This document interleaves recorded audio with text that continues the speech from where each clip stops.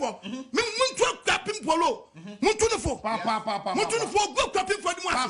San kwasi ade kwapim polo ba ye no. Kwapim polo.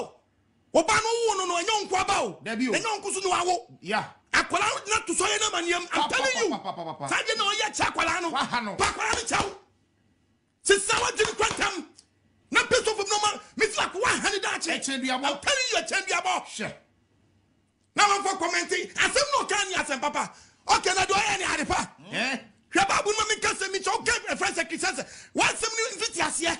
Ni wa wie ye. O kwa sem na utro ye no. O say 410. Ye asem no 10. Vet ma 30. Ye babo. When no asem fit. When no asem na utro the fan. Asem na utro ye no. Na ka utro, o se utro ma kwala. Asem we. Hallelujah. Ye Canada. Eh akwala birthday. Itidan. Unkwa no awo. Unkwa no awo. Hwaba bu no me ko. Kwasi asem no adi no. Kasa na bia ya no. Na wo wie asem pa ho a. Yeah, me get your play. And you're about to say yes, how? What person? Send Chuma go to and Cabeza. Have your people, let me see San Chuma Gua and Cabeza. Yes, sir. Cabeza. Yet you're 20 birthday. Who are you a bitch now? Aden, who sell who? Who know? Yes. What's 750 as you try? I am quite some. I know we are in Jessia. Who patch our banner? A dumbo, who put them. Yes, I'm telling you. Mr. Crapping for Uncle's demonstration. Who was the same crapping for Bomb Bra? And you ever say crapping for Guardia? Debbie. Huh? Who was saying you were Yamano? Who was saying when Yam? Yes, crapping if you polo. No, yes, not for polo. Polo, you can't have Jeff because you told traffic with polo. About Quasia, your Casafo. Abba, Aden. Who's that show? Who's that one, Bama? Who's that one, Bama? Sarah Colony Munyam just like that. Are they? William. No one put in pan the back of her. I guess, man. Yes. Did you be a Baba Honey? And I said, you are in Sacolano. We are who to super or Bami or Bama Papa be more. Wow. One. And you so bad. No to konya bema obabi no wanwa no kodo ba anwa me bisa question kasi be nanya kwala yeah babu se chakola comfort no nya wan free wey when ya chira de chira kwala no chakola nya me won se woni nya me asem nti woni nya me asem to ni bibia betu de titi uba woni nya me asem nti Jesus oro ne ho chira uba me real so for maka mini akasa Body and funny sent count. Amen. Mr. Pachow. Yes. Papa. Yes, I just clapping for demonstration. Tiao. What's that clapping money? You're clapping the fruits and Polo. There be Polo no you be Jefferism. Genesis 24. Casanamenco. That was 23. Genesis 24:23. Chababun. What's a walk? Who be beside clapping Polo? Hambano. Chami. El clapping Polo beside Hambano. Chami. Hambano. Genesis 24:23. Yes. Me beside clapping Polo. Hambano. Miss Sao, who did Chami? Hambano.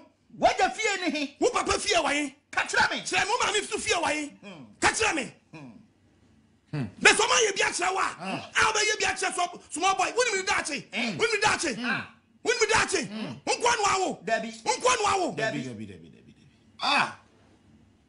Monsieur, Monsieur Napolanity, yes, how? Who was a gun for the Yasin? Nam saying Tumu and Cabeza. Yes, I done. So Tungu Potos and Cabeza. Sancho Leawa. Send you to Taquala. Send you to Taquala. Aquadro. Quadro, but so we preoccupy. Who paid the wait. Missy, see what you say, no soon. What Gumani was saying? What Gumani was saying? What did you become? Next time, I have to forbear. Your teeth will say, who? Missy Matis Wama. But you're for the same count. Amen. Then I go see. One wrong, two buff. Now you're dying. I said, you could see anyway. Proverbs 9:13. Was it young? In Quasia Samukobo? Was it young Cocobo? Quasia Samukobo? Or Banquasia?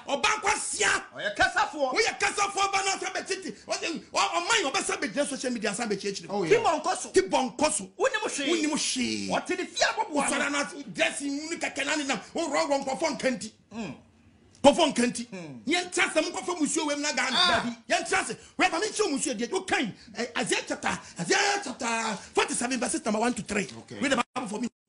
Yeah, chapter 47 verse number 1 kwaso yet to about the go aso me ka say what's the sunny yeah ene ade oye anadwu usori a bunkotodwe tena futuro na tram futuro ababa me akuapim polo me na me ka che trafom what ahimwa bi ni ho ma ebisa wo ade a waye wan hwe e che say papa de papa wa wie ye nyefe wan sra ho bon fa che na oya ne boni oya akora ade so onwo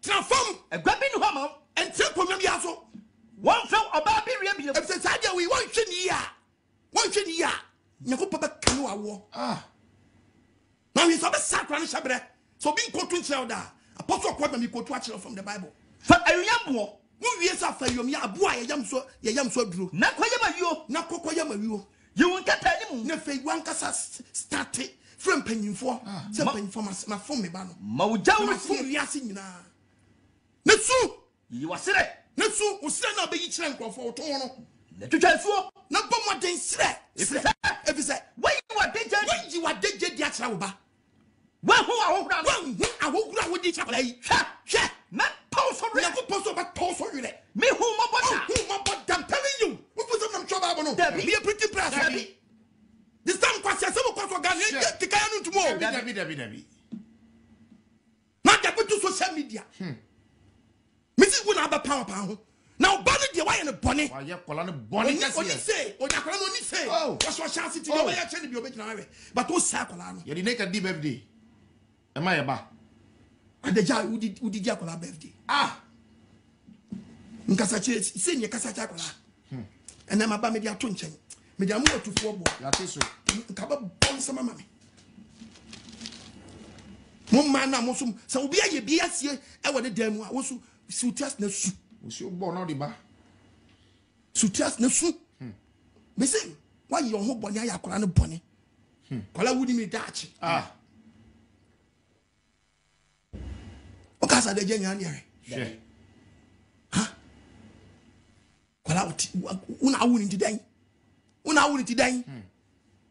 wuja na wuja kola no so e wuja no so e so wuja kola na wan nanim ni future wan nanim de beto no kira wan nanim san kwase de bi mani bi aye bi wu kwa tofu wo no obade wu yamaba amen and yes me preach about na we nyina ya akwadwo nti kwa baba so benye skanta yes akwadwo to de to ko fa to baje go okoje Right 1929 kaba bo na mko yes atemu oni ko post was atemu ama faudi for way some say e ya faudi na wudi a yes atemu na ko post was atemu de ama faudi ani mabo ama nkwasi afuachi te se de wo ye yi so se ma papa o se ma papa wo gumani mu ase gumani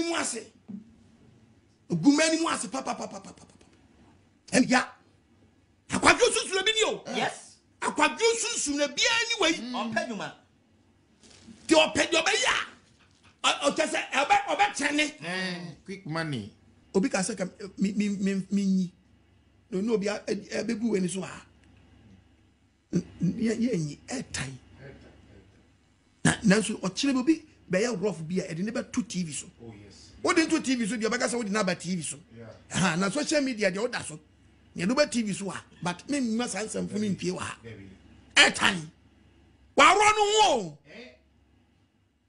no obutu bo okoto ho na odi ne ba be gina nanim